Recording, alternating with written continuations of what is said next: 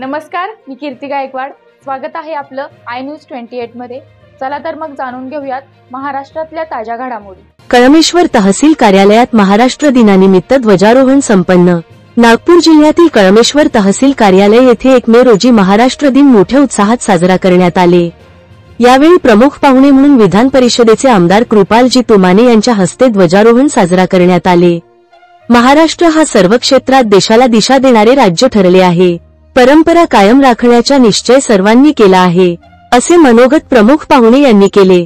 आजचा दिवस म्हणजे महाराष्ट्राच्या अस्मितेच्या, स्वाभिमानांच्या आणि अभिमानांचा क्षण आहे, असेही यावेळी सांगितले। यावेळी प्रामुख्याने माजी खासदार, विधान परिषद आमदार महाराष्ट्र कृपाल तुमाने, महाराष्ट्र कार्यकारिणी सदस्य राजीव पोद्दार, कळमेश्वर तहसीलदार रोशन माखवानी, कळमेश्वर पी.आय.